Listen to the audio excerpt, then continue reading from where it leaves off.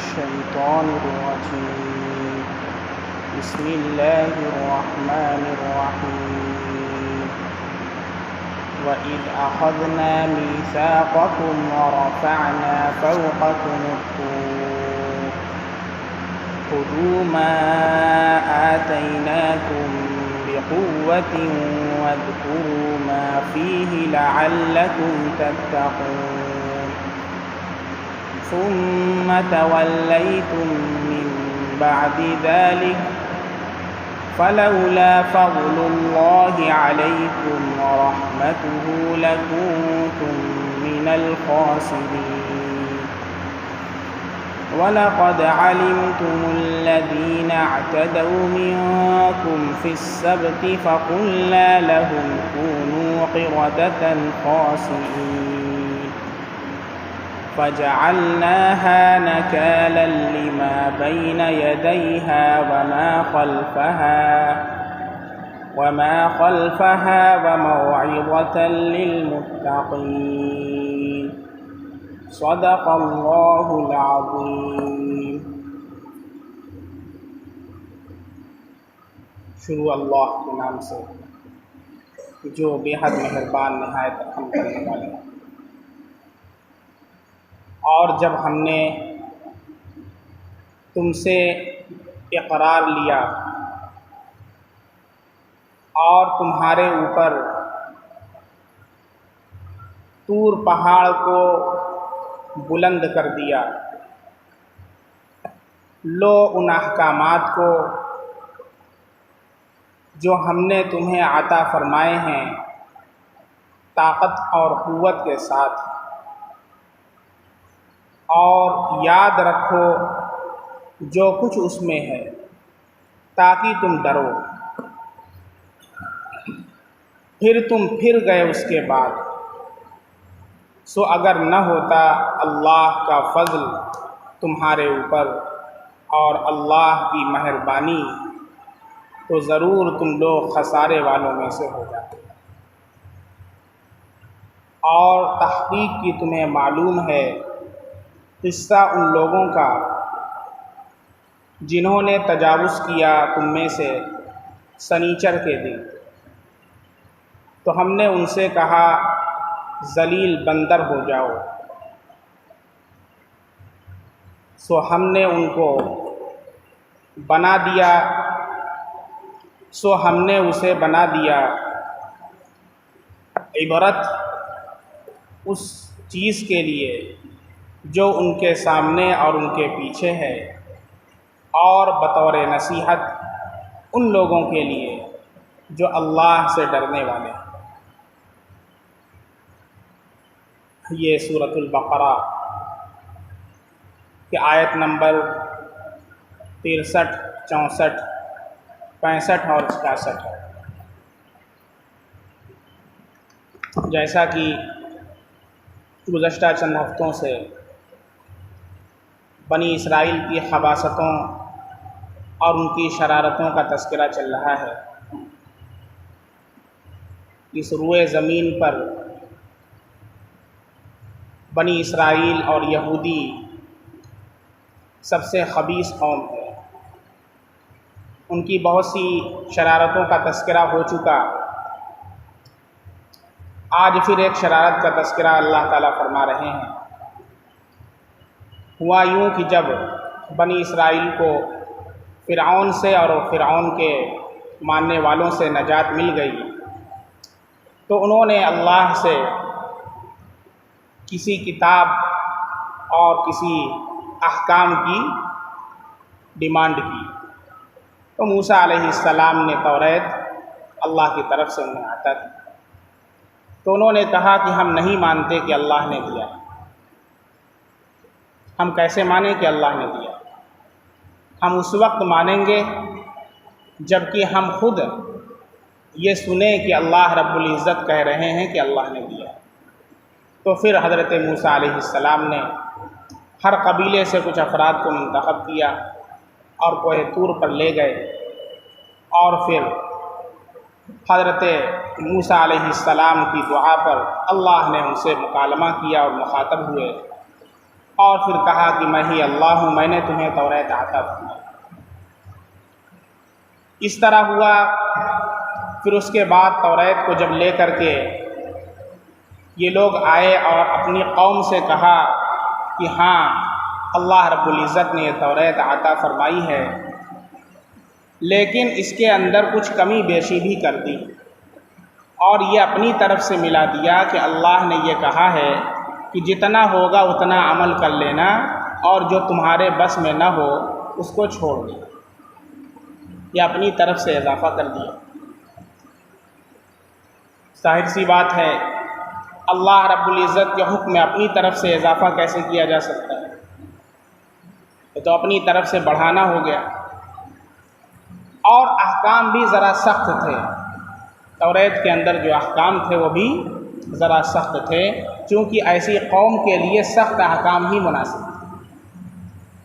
چنانچہ اس سے پہلے بھی اس کا ذکر آ چکا ہے کہ اگر کہیں پر نجاست لگ جاتی تھی تو دھلنے سے پاک نہ ہوتی، بلکہ اتنا اس کو کھرچنا پڑتا کہ خون چکا جائے، تب جا کر کے بنی اسرائیل کو پاکی حاصل ہوتی تھی۔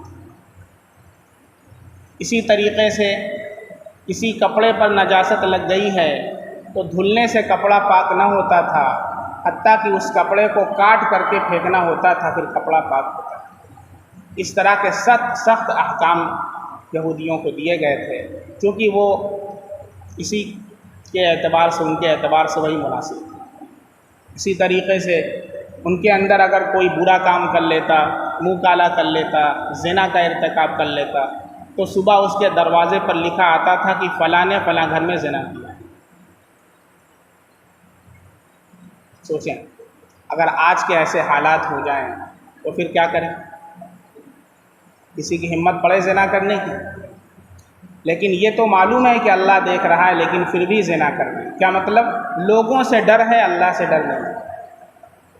یہی نا ہے بھائی، یہ ایمان نہیں کہ اللہ دیکھ رہا ہے۔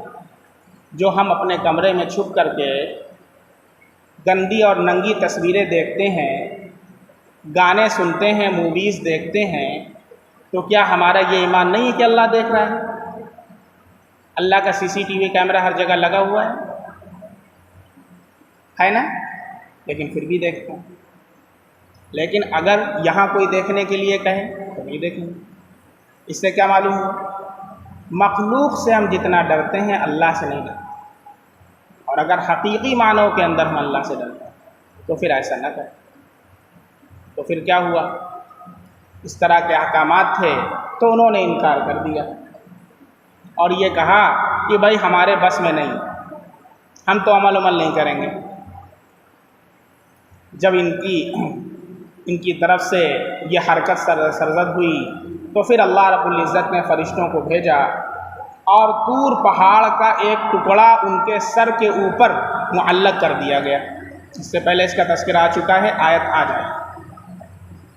وَإِذْ أَخَذْنَا مِيثَاقَكُمْ وَرَفَعْنَا فَوْقَكُمُ الطُّورَ، اور جب ہم نے تم سے اقرار لیا، وَرَفَعْنَا فَوْقَكُمُ الطُّورَ، اور تمہارے اوپر بلند کر دیا کوہ طور۔ فرشتوں کو بھیجا اور طور پہاڑ کا ایک ٹکڑا ان کے سروں کے اوپر معلق کر دیا، اور کیا کہا؟ خُذُوا مَا آتَيْنَاكُمْ بِقُوَّةٍ، لو ان احکامات کو جو ہم نے عطا فرمائے ہیں قوت اور مضبوطی کے ساتھ۔ اس سے کوئی چارہ نہیں ہے کہ تم یہ کہہ دو کہ ہم عمل نہیں کریں گے۔ تم نے ہی تو ڈیمانڈ کیا ہے، تم نے ہی تو مطالبہ کیا ہے، تم نے ہی تو تقاضا کیا ہے، لہذا اس کے اوپر عمل کرنا ہوگا۔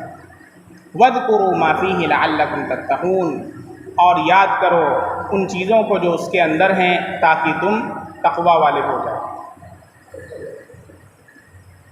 یہ بعض حضرات یہ کہہ سکتے ہیں کہ یہ تو زور زبردستی ہو گئی، اور اسلام میں کوئی زور زبردستی نہیں ہے، لا اکراہ فی الدین۔ اس کو بھی بہت سے نیوز چینل والے ڈیبیٹ کے اندر کر کے ایسے لوگوں کو پھسلاتے ہیں جن کو نہ اسلام کے الف سے کوئی واقفیت ہوتی ہے نہ قرآن اور حدیث، اور اسلام کو بدنام کرنے کے لیے ایسے لوگ چینلوں پر جاتے ہیں۔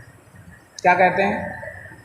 لا اکراہ فی الدین، دین کے اندر کوئی زبردستی نہیں ہے، تو پھر یہاں تو زبردستی ہو رہی ہے، باقاعدہ طور پہاڑ کو مسلط کیا جا رہا ہے کہ لو عمل کرو نہیں تو ابھی پہاڑ گر جائے گا۔ تو پھر انہوں نے کہا ٹھیک ہے بھائی اب تو کرنا ہی پڑے گا، یہ تو خوشی سے ہوا نہیں بلکہ زبردستی ہوا۔ تو پھر قرآن کے تیسرے پارے میں اللہ نے فرمایا لا اکراہ فی الدین، دین میں کوئی زبردستی نہیں ہے۔ تو یہ کیسے درست ہوا، اس کا جواب سنیں، اور ایسے لوگ جو ماڈرن خیال کے اعتراض کرتے ہیں ان کو جواب دیں۔ لا اکراہ فی الدین میں جو الف لام ہے دین کے اندر، یہ الف لام جو ہے یہ مضاف کے عوض ہے، یہاں پر ایک مضاف محذوف ہے۔ اصل یہ ہے لا اکراہ فی دخول الدین، کیا ہے بھائی؟ لا اکراہ فی دخول الدین، اسلام قبول کرنے میں کوئی زبردستی نہیں۔ کوئی اسلام لانا چاہتا ہے کوئی زور زبردستی نہیں ہے بھائی، ہم اللہ کا تعارف کرائیں گے، توحید کا تعارف کرائیں گے، رسالت کا تعارف کرائیں گے، تیرا جی چاہتا ہے کہ تو ابدی جنت کا مستحق ہو تو اسلام قبول کر لے، نہیں کرتا ہے تو جا، کوئی زور زبردستی نہیں۔ لیکن جب اسلام قبول کر لیا ہے، کلمہ لا الہ الا اللہ محمد رسول اللہ اپنی خوشی سے پڑھ لیا ہے اور اپنے آپ کو پابند شریعت کر لیا ہے، تو اب ایسی صورت کے اندر تو اسلام پر عمل کرنا ہوگا۔ اور اگر اسلامی حکومت اور اسلامی ریاست ہے تو اور زنا کرتا ہے تو پھر 100 کوڑے لگیں گے، اگر 10 درہم کی چوری کرتا ہے تو ہاتھ بھی کاٹا جائے گا، اگر زنا کرنے والا محسن یعنی شادی شدہ ہے تو اس کو رجم بھی کیا جائے گا، سنسار بھی کیا جائے گا، پھر تو اسلامی احکام نافذ ہوں گے۔ تو یہ مغالطہ دینے کی کوشش کی جاتی ہے بعض ان لوگوں کی طرف سے کہ جو اسلام کا علم نہیں رکھتے ہیں، یہ دیکھو اسلام میں تو ظلم ہو رہا ہے۔ بھائی اسلام کے اندر ظلم نہیں ہے، اسلام قبول کرنے میں کوئی زور زبردستی نہیں، لیکن اسلام جب تم نے خوشی سے قبول کیا تو اسلامی احکام پر عمل کرنا پڑے گا۔ ایسا نہیں ہے کہ ہم تو اسلام نام کے مسلمان ہیں اور پھر سارے کام غیروں والے کر رہے ہیں۔ اور چھوٹ اس لیے ملی ہوئی ہے کہ اوپر کوئی ڈنڈا لے کر نہیں کھڑا ہوا ہے، ورنہ تو یہ ساری شرارتیں ہماری بند ہو جائیں، اور جتنی بدنگاہی کرتے ہیں اور حرام کام کرتے ہیں اور شراب پیتے ہیں، جوا کھیلتے ہیں، قمار کرتے ہیں، وہ ساری کے ساری چیزوں کے اوپر پابندی اور صاف ستھرا صالح معاشرہ تشکیل پا جائے۔ بات سمجھ میں آ رہی ہے؟ تو ان لوگوں نے آمنا و صدقنا کہہ کر بخوشی اسلام قبول کیا، لیکن اسلام قبول کرنے کے بعد جب ڈیمانڈ توریت کی کیا اور توریت عطا ہوئی تو پھر کہا کہ ہم عمل نہیں کریں گے، تو اب یہ کہا کہ نہیں کو کرنا پڑے گا۔ اسی وجہ سے مرتد کی سزا قتل ہے اسلام کے اندر، کفر کی سزا قتل نہیں ہے، اچھے سے سمجھیے، مرتد کی سزا قتل ہے، کفر کی سزا قتل نہیں۔ کوئی اسلام قبول کرتا ہے خوشی سے، پھر اس کے بعد کہتا ہے کہ نہیں مجھے تو سمجھ میں نہیں آ رہا ہے، میں تو مرتد ہو رہا ہوں، 3 دن کا اس کو موقع دیا جائے گا، اور اسلام کے جو علماء ہیں، مفتیان کرام ہیں، وہ اس کو سمجھائیں گے، اس کے شکوک و شبہات کو دور کریں گے، 3 دن کا اس کو ٹائم دیا جائے گا۔ ہو سکتا ہے بھائی کسی وجہ سے، کسی کے کہنے کی وجہ سے کسی شک و شبہ میں پڑ گیا ہو، 3 دن کا ٹائم دیا جائے گا۔ اگر 3 دن کے اندر توبہ کر لیتا ہے تو پھر بہت اچھی بات ہے، نہیں تو اس کو قتل کر دیا جائے۔ کیوں؟ اس لیے کہ اسلام قبول کرنے میں تو زور زبردستی نہیں ہے، لیکن اسلام قبول کر لیا ہے تو پھر اب ایسی صورت کے اندر اپنی مرضی نہیں بلکہ اللہ اور اس کے رسول کی مرضی۔ تو اس لیے جو مغالطہ پیش کیا جاتا ہے آیت لا اکراہ فی الدین سے، اس کا جواب یہ دے دیا گیا۔ بعض حضرات اس سلسلے میں کنفیوژن کے اندر مبتلا رہتے ہیں، تو یہی صورتحال یہودیوں کے ساتھ بھی ہوئی کہ انہوں نے بخوشی اسلام قبول کیا، موسیٰ علیہ السلام پر ایمان لے آئے اور پھر توریت کا تقاضا کیا۔ جب توریت اللہ نے عطا فرمائی تو اس کو لینے سے انکار کیا، تو پھر اللہ نے کوہ طور کو مسلط کیا اور یہ کہا کہ لو اور اس کے اوپر عمل کرو۔ ثم تولیتم من بعد ذلک، پھر تم اس کے بعد پھر گئے، فلولا فضل اللہ علیکم ورحمتہ لکنتم من الخاسرین۔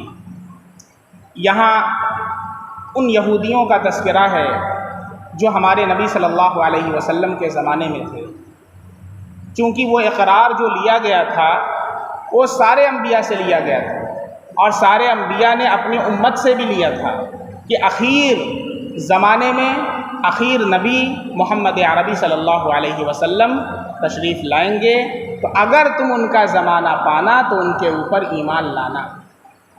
انبیاء سے بھی یہ وعدہ لیا گیا، لَتُؤْمِنُنَّ بِهِ، تم ضرور بھی ضرور ان کے اوپر ایمان لاؤ گے، وَلَتَنْصُرُنَّهُ، صرف ایمان ہی نہیں لاؤ گے بلکہ ان کی ہر طریقے سے حمایت کرو گے، نصرت کرو گے، مدد کرو گے۔ یہ سارے انبیاء سے وعدہ لیا گیا، اور سارے انبیاء نے اپنی امت سے یہ وعدہ لیا۔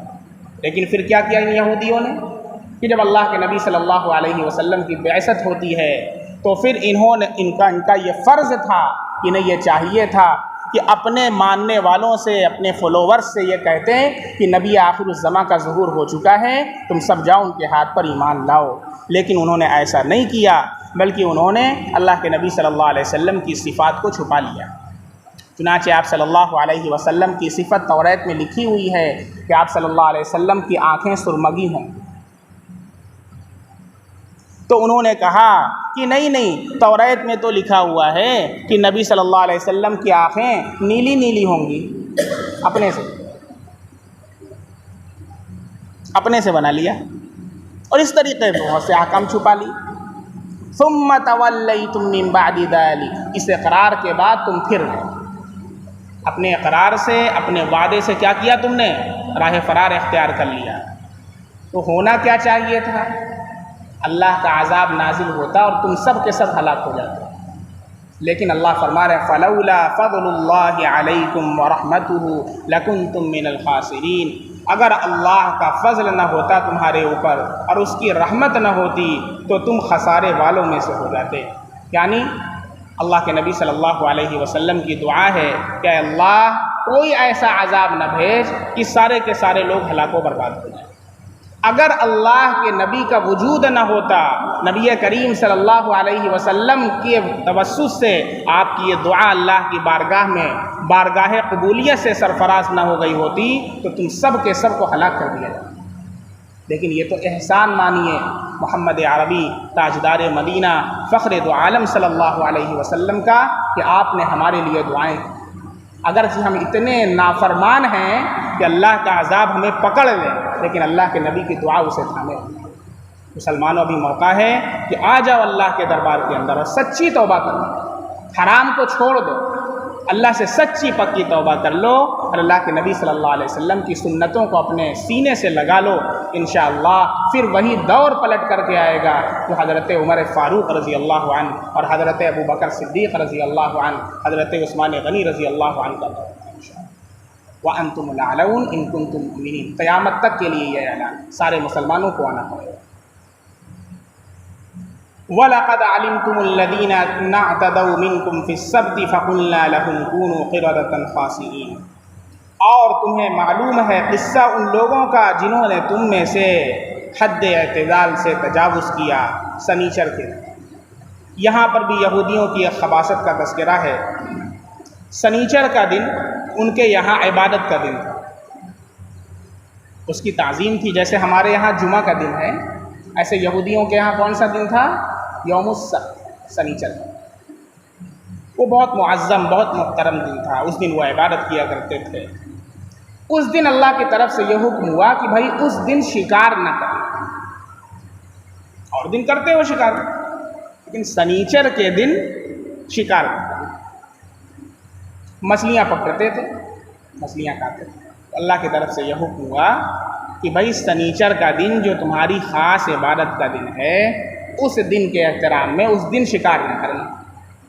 اب انہوں نے کیا کیا؟ ہیلا تلاش کیا۔ ہیلا کیا تھا؟ مچھلیوں کو سنیچر کے دن پکڑتے اور ان کی دم کے اندر رسی باندھ کر کے چھوڑ دیتے اور ادھر سے کھوٹی میں باندھ دیتے سنیچر والے دن، اور سنڈے کو صبح جاتے اور جو دھاگے میں باندھے ہوتے مچھلی اس کو کھینچ کر کے پکا کے کھاتے۔ کہتے ہیں ہم نے سنیچر کو شکار تھوڑی نہ کیا، اللہ نے سنیچر کو منع کیا ہے، ہم نے سنیچر کو شکار ہی نہیں کیا، نہیں اللہ کو بیوقوف بنا رہے ہیں۔ سنیچر کو جب اللہ نے منع کیا ہے شکار کرنے سے، کیوں ایسا کام کر رہے ہو؟ لیکن ہیلا تلاش کر رہے تھے۔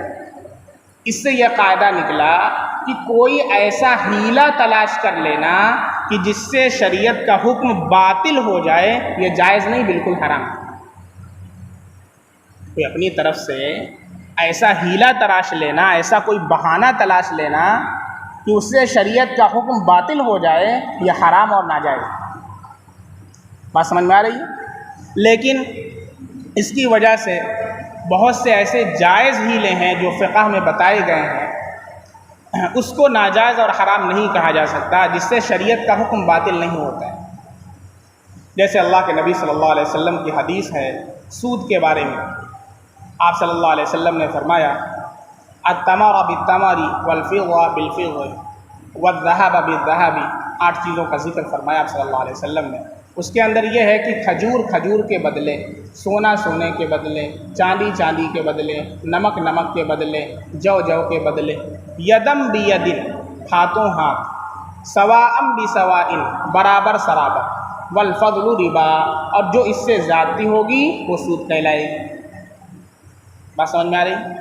اب اگر کوئی 2 کلو کھجور دے رہا ہے اور سامنے والے سے 2 کلو کھجور لے رہا ہے، 2 کلو کھجور دے رہا ہے اور سامنے والے سے 2 کلو کھجور لے رہا ہے، ادھر والی کھجور عمدہ ہے اور ادھر والی کھجور خراب، تو اب یہ کہتا ہے کہ بھائی مجھ سے تو 2 کلو کھجور لے لو اور تمہاری تو گھٹیا کھجور ہے اس لیے مجھے 3 کلو دے دو، تو یہ جو 1 کلو زائد لے رہا ہے یہ کیا ہے؟ سود، اور یہ ناجائز اور حرام۔ بات سمجھ میں آ رہی؟ اس کے لیے حیلہ یہ ہے کہ 2 درہم کے اندر آج کے حساب سے 20 روپیہ 100 روپیہ رکھ لیں، 100 روپے کے اندر یہ اگر چاہتا ہے کہ وہ کھجور زیادہ بھی لے لے تو اس طریقے سے نہ کرے بلکہ 100 روپے میں 2 کلو کھجور لے لے۔ بات سمجھ میں آ رہی؟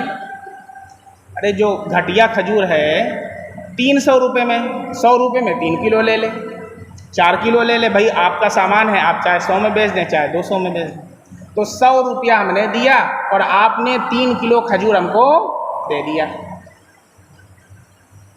بات سمجھ میں آ رہی؟ پھر آپ نے اس 100 روپے سے جو ہماری عمدہ کھجور ہے اسے 2 کلو خرید لیا، جائز ہے؟ یہ صورت جائز ہے، کیونکہ یہ ایسا ہی رہا نہیں کہ اس سے شریعت کا حکم باطل ہو جاتا ہے، شریعت کا حکم اپنی جگہ پر ہے۔ بات سمجھ میں آ رہی ہے؟ تو یہ ہیلا ایسا ہیلا تھا کہ جس سے شریعت کا حکم بالکلیہ باطل ہو جاتا ہے۔ پھر ایسے اللہ نے حکم دیا کہ سنیچر کے دن شکار نہ کرنا، تو اس دن وہ شکار تو کرتے تھے لیکن اس کو باندھ دیتے تھے، اور بعض تفاسیر کے اندر ہے کہ کوئی جال وغیرہ لگا کر کے چھوڑ دیا کرتے تھے اور مچھلیاں اس میں پھنس جاتی تھیں، لیکن سنڈے کو آتے تھے اور جال میں سے مچھلی نکال کر کے کھانا شروع کر دیتے تھے۔ بات سمجھ میں آ رہی؟ تو اس ہیلے سے منع کیا گیا کہ جس سے شریعت کا حکم بالکلیہ باطل ہو جائے۔ لیکن ایسا ہیلا جس کو علماء نے اور مفتیان کرام نے احادیث اور قرآن کریم سے اخذ کر کے فقہ کے اندر جائز ہیلوں کا تذکرہ کیا ہے، اس ہیلے کا ابطال اس سے لازم نہیں آتا۔ فَقُلْنَا لَهُمْ كُونُوا قِرَدَةً خَاسِئِينَ۔ اچھا ہوا پھر کیا؟ جب ان لوگوں نے ایسا کرنا شروع کر دیا تو پھر 2 جماعتیں ہو گئیں، جو اس میں سے نیک لوگ تھے، صالح تھے، علماء تھے، تو انہوں نے اپنا محلہ الگ کر لیا۔ انہوں نے کہا بھئی ایسا ہے کہ جب اللہ نے منع کر دیا ہے پھر تم کیوں ایسی حرکت کر رہے ہو؟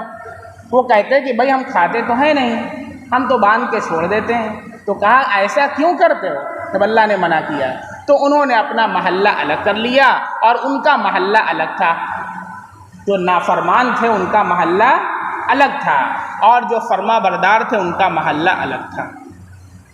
ایسی یہ لوگ شکار نہیں کرتے تھے سنیچر کے دن، اور یہ لوگ شکار کیا کرتے تھے۔ ایک دن صبح ہوئی تو دیکھا کہ اس محلے میں بہت سناٹا ہے، کوئی آواز نہیں آ رہی ہے، تو یہ لوگ سوچے کیا بات ہے، آخر دن سورج چڑھا چلا جا رہا ہے، کوئی آواز نہیں آ رہی، سب لوگ اتنے دیر تک کیسے سو رہے ہیں؟ تو جا کر کے دیکھا تو سارے کے سارے بندر بن چکے. اور حضرت قتادہ رضی اللہ عنہ کی روایت ہے کہ جوان بندر بن چکے تھے اور بوڑھے خنزیر بن چکے تھے. جوان بندر اور جو بوڑھے نافرمان تھے ان کو اللہ نے خنزیر بنا دیا.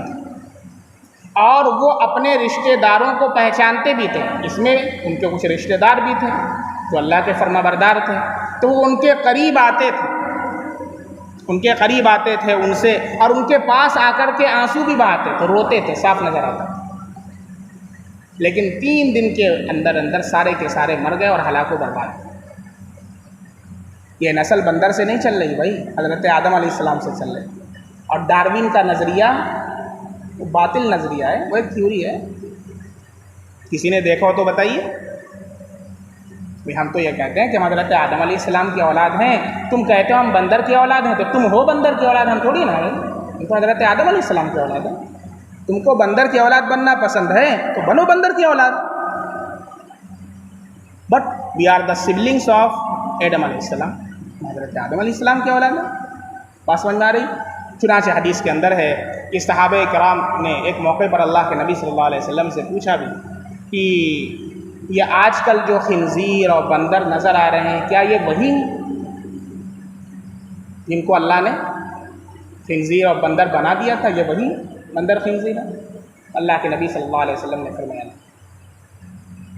وہ سارے کے سارے ہلاک و برباد ہو گئے. اور یہ مسخ کا عذاب ہے، اسے عذاب مسخ کہا جاتا ہے. اور مسخ کا جب عذاب ہوتا ہے تو اللہ کی عادت ہے کہ 3 دن کے اندر وہ پوری قوم ہلاک و برباد ہو جاتی ہے، اس سے زیادہ نہیں. پھر اللہ کے نبی نے فرمایا کیا ایسے پہلا نہیں تھا؟ کیا اس سے پہلے ان سے پہلے بندر اور خنزیر نہیں تھے؟ پہلے تھے، وہ پہلے سے چلے آ رہے. وہ جو بندر اور خنزیر بنے تھے ان سے یہ بندر خنزیر نہیں ہے، وہ تو ہلاک و برباد ہو گئے. بات سمجھ میں آ رہی ہے؟ ہاں، اس لیے یہ نظریہ بعض لوگوں نے جو اپنایا ہے کہ انسان کی نسل بندر سے چل رہی ہے، یہ بالکل باطل نظریہ ہے. اس کی کوئی حقیقت نہیں ہے، نہ اس کا کوئی پروف ہے، اور نہ ہی کوئی اوتھینٹک نظریہ ہے. بالکل ایسا ہی جیسے پانی کے اندر بلبلا، اس کا نہ کوئی ایویڈنس ہے، نہ کوئی پروف ہے، نہ کوئی اس کی جو ہے پائیدار کوئی دلیل ہے کہ اس کو مانا جا سکے.